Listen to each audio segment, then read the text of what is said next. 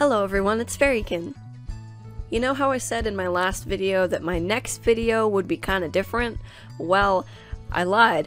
I'm waiting for something to arrive before I make that video, and it still hasn't come yet. So here we are. It's time to make another fairy. I have Patty, the barbecue fairy, and Nymphit, the tea fairy. You know, 2 of the 3.5 elements of harmony, I suppose. So now I figure it's time to make a book fairy. Or as I would like to call her, a literary fairy. Because it rhymes. I'm super excited to add another fairy to the family. Let's get started!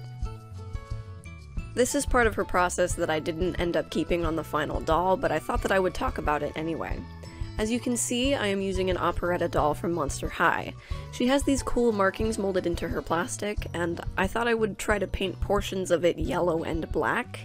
I didn't have a concept for the doll when I was trying this. I just thought that the yellow would set off the light purple in her skin really well, but I chose the wrong tone of yellow and it was just kind of bad.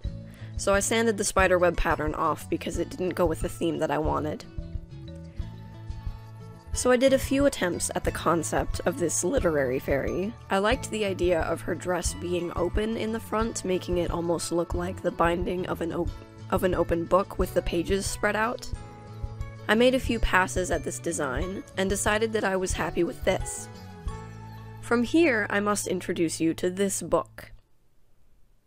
This is a Theodore Fontaine novel. I believe that it's a study and a collection of letters based on England. You can see that I have included white roses in my design because they symbolize unity and peace in England specifically. Fontaine was a German 19th century novelist and poet. I found this beautiful book at a thrift store, and I thought it was really cool, and took it home, and now I am a book lover, but I am about to absolutely destroy this book. I intend on using all of this book in various projects, not wasting any of it, because the natural age of the pages and the font is just really cool. But I am sorry if this is traumatizing to anyone. I will be using the pages and the fabric of the cover for this particular project. I took apart the cover and cut out the last 6 pages of the book to use. Okay, enough about the book, I'll come back to that later. I prepped the doll like normal, taking out all of her hair stubble and taking off her face. I also shrank her head, but I didn't show that. A little while ago, I bought this air-dry clay for Hulkling, and I thought I stored it well in an airtight bag, but I took it out recently and noticed that almost half of the clay is unusable. Nice. So I decided that I better use as much as I can in this project.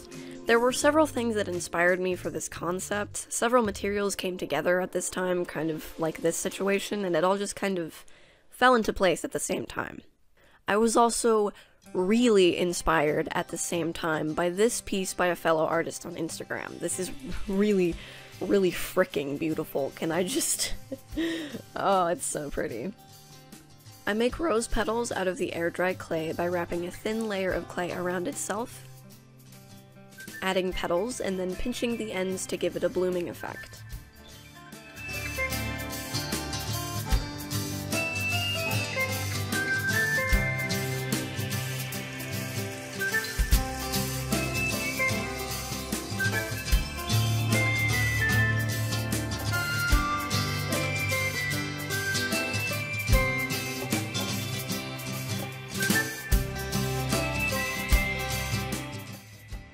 I tried to stick it to the doll's head directly, but it wouldn't stay, so I added a layer of clay over the whole head so that the medium would stick to itself. And during this, I accidentally squished the first rose that I made. Huzzah! Oh! Oh no! I wanted to include book pages in her rose hair, so I embedded small bits of the book into the clay, and made roses out of those too.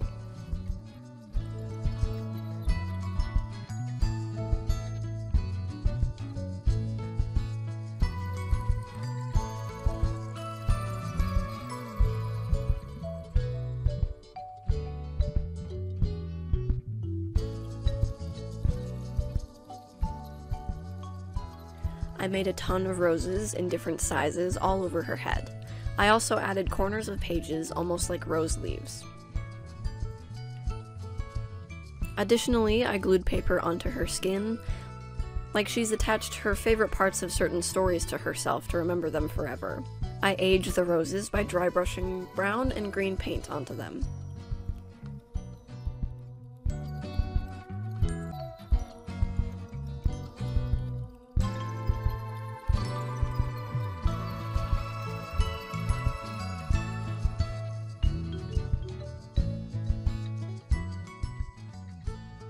Now to begin her outfit. I lay the fabric I got from the book onto my mannequin doll to draft a pattern. I make a front piece and 2 side pieces. This will be the bodice that has the page ruffles on it. Here I am tearing squares out of the pages that I cut out to use for the skirt. They do have a natural age to them, but I wanted to accentuate that, so I'm going to burn some of the squares.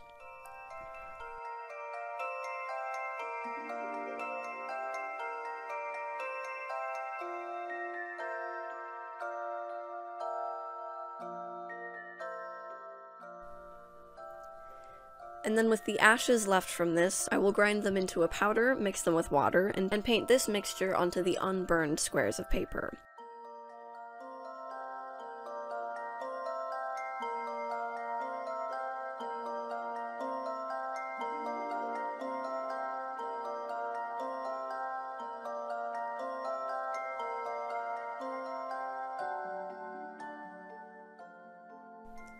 I make a mixture of water and school glue and paper mache my burnt and ashy pages onto a piece of kitchen paper so that I can peel it off after it dries. Stay with me, this will all come together to make something very cool very soon, I promise. I make a whole sheet of this, and after it dries, because of the glue I soaked the pages in, none of the ash will transfer onto my skin or, more importantly, the doll.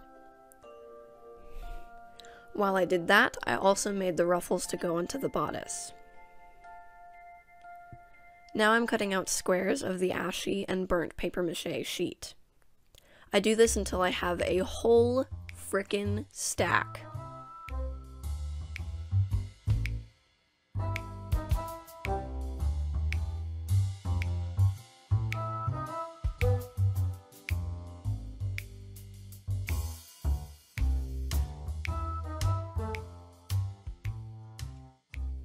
And now I can begin forming the skirt. Finally, I cut out a circle skirt and begin laying the paper onto that fabric.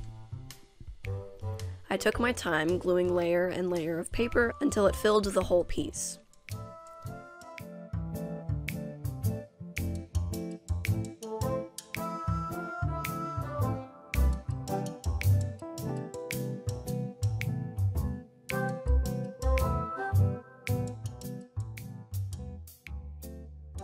I did have to tack parts of the skirt down because it got too stiff that the material was just sticking straight out. I also glued the paper ruffles onto the bodice.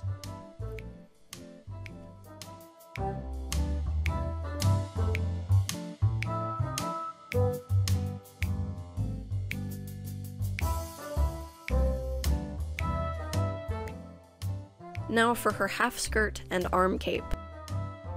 Is there a word for that? Surely there's a word for that. Arm cape? That doesn't sound right. Anyway, I wanted this to almost be a high-low skirt, so I sewed smaller triangles of fabric to the edges and then cut the jagged ends off. And here is where I goof. It happens once every couple days, pretty sure. I used Fabri-Tac to hem the parts that I cut, because I got impatient and didn't want to hand sew this heckin' cape, and it seeped through the fabric, showing on the other sides, and it looks a little bit not great, but it looks worn, right? Anyway, I learned something, so it's fine. After that, I hand sewed the arm cape like a smart person does. And here I am trying on everything on the mannequin to make sure it looks good.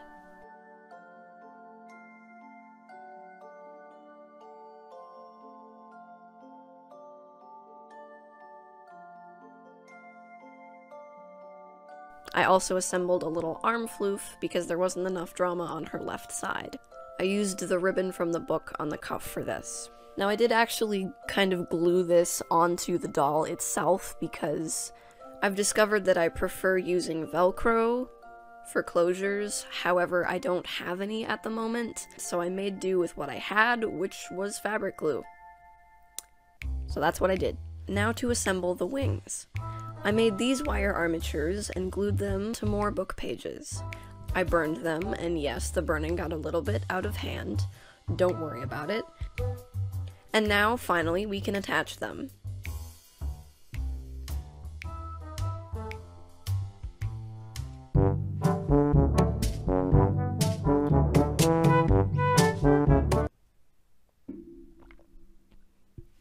Hey, I have a secret. What if I told you that part 2 was coming out tomorrow? What if I told you that that's happening tomorrow? You're welcome!